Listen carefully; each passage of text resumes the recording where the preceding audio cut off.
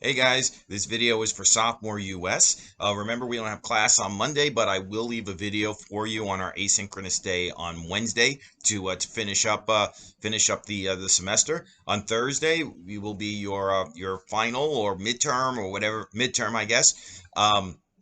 And I'll leave more information about that on Google Classroom. I'm also going to be posting on Google Classroom your last reading assignment. So please make sure you check out Google Classroom in the next few days.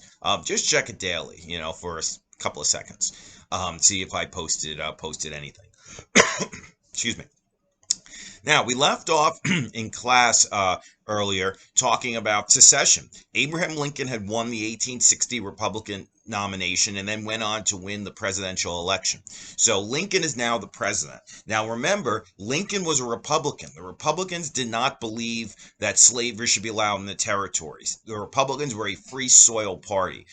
Lincoln was elected without any support from the South on a free soil platform, and this alone was unacceptable to many Southerners. So after Lincoln was elected, seven states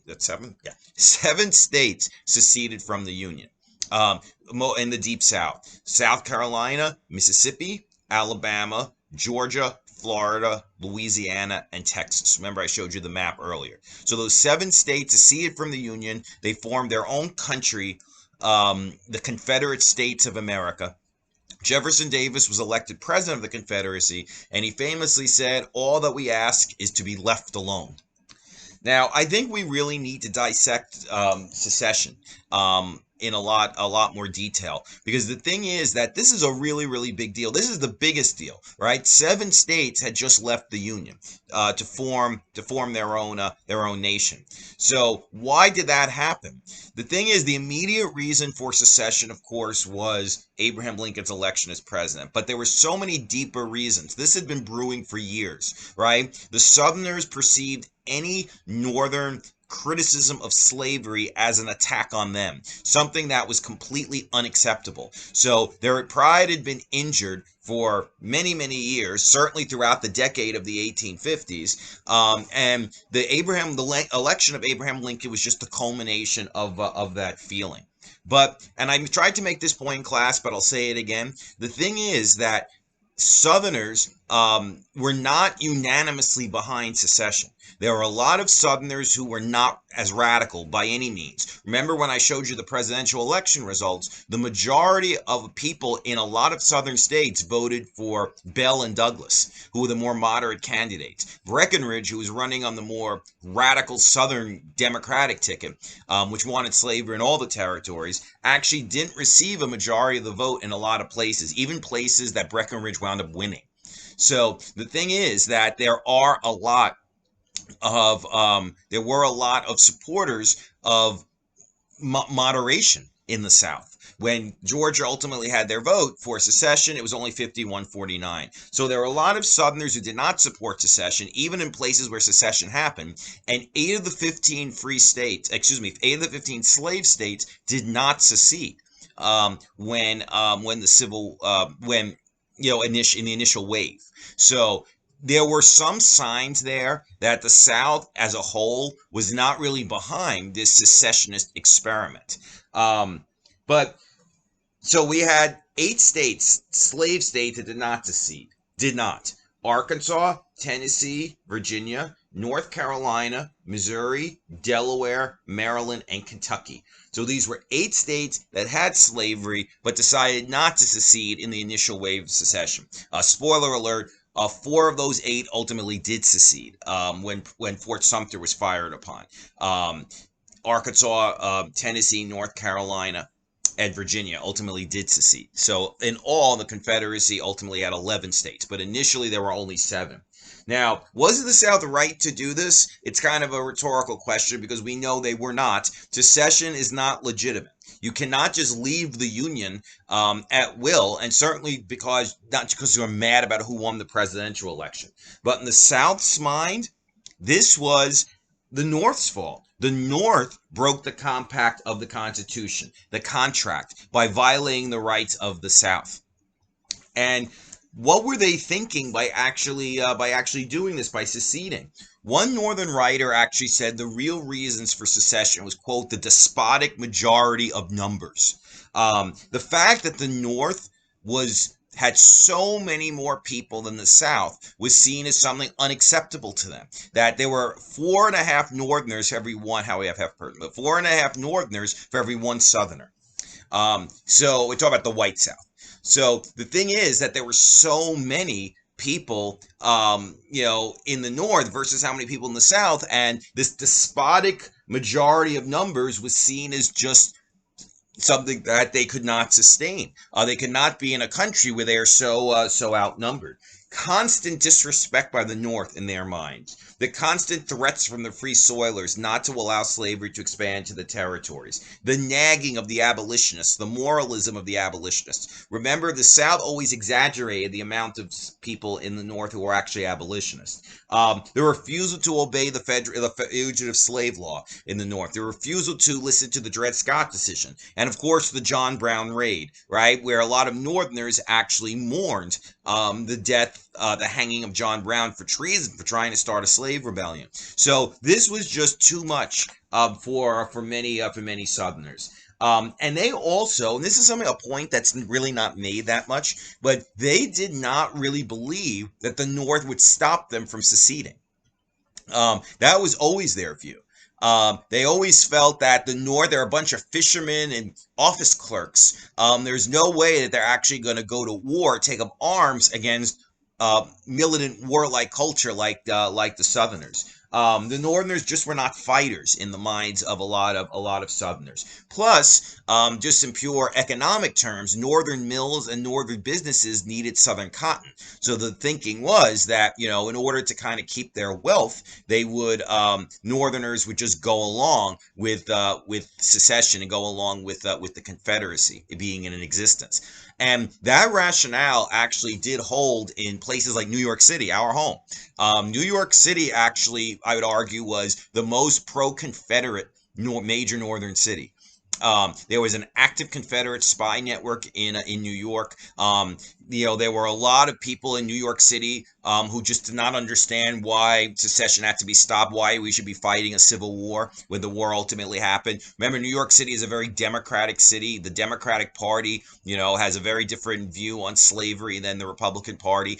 And there were also a lot of business interests within New York City that, felt that, we have to keep a good relationship with the South. Plus, New York has a very big Irish population, and the Irish population at this time tended to take a very skeptical view of the whole abolitionist idea.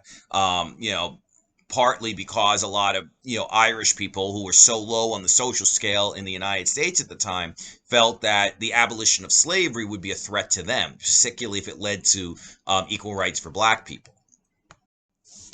So the thing is that the South felt with independence, with secession, they could actually shape their own destiny. The South was so different. We had a whole lesson about that a couple of months ago, right? The South was so different from the North in so many ways, right? No public education, really no immigration, very little industrialization. And of course, slavery, right? They perpetuated human bondage. Right?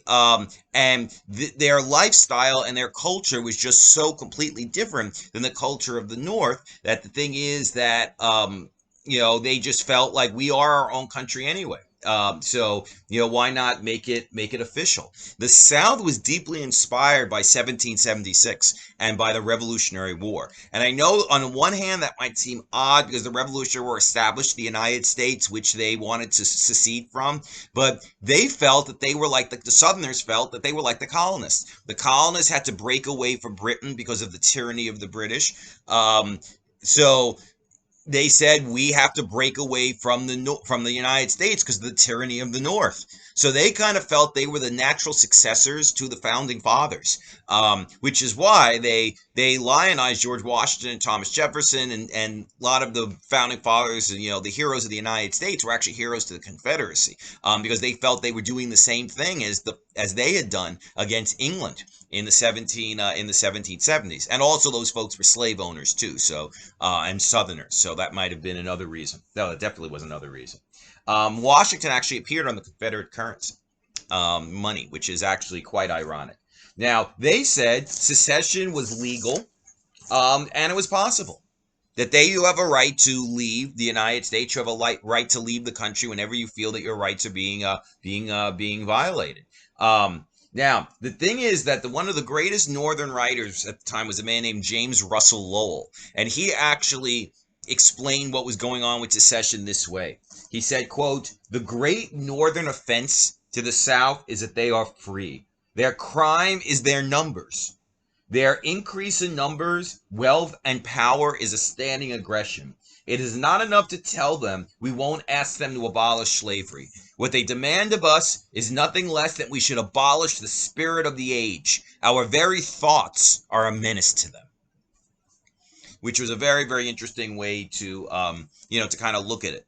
Now, President Buchanan was doing next to nothing to stop secession. Now, Buchanan, who was in his last months in office, remember, Lincoln was elected in November, but back then, the new president didn't take office till March. So Buchanan is still going to be the president for 4 months. And his position was Southern states had no right to secede, but I have no right to stop them. So it was a very, very weak position.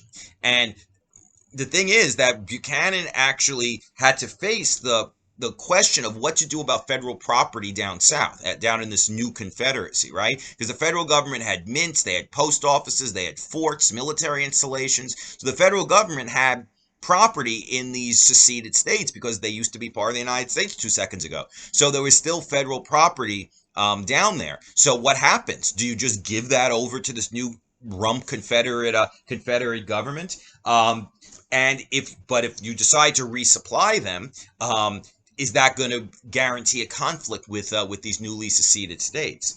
Now, Buchanan decided to send a supply ship down to Fort Sumter, which was a fort in South Carolina in Charleston Harbor, to resupply them. And the thing is that the Southerners opened fire on the ship. It was a ship called the Star of the West, and Buchanan ordered it to go back to Washington. So it was a very weak response to secession.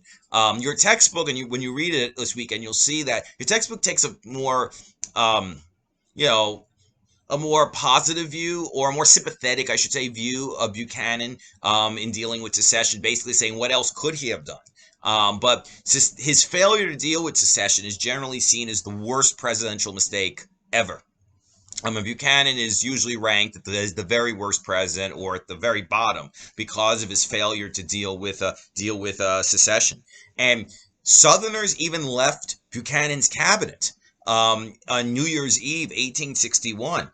They refused to shake his hand, some Southerners, at a New Year's celebration on 1861. And Buchanan was not doing anything to stop them, and even just the fact that he was the president of the United States was just in and of itself something they could not deal with. Buchanan actually had to appoint a whole new cabinet in the last 2 months of his administration, which was unbelievable.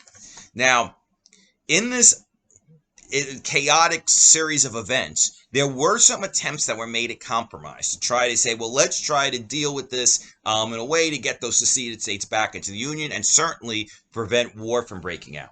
Now, the senator from Kentucky, a man named John Crittenden, who had been Henry Clay's best friend, took Henry Clay's seat in the Senate when Clay died, and kind of saw himself as the successor to Clay in the sense of being this reasonable compromiser, moderate.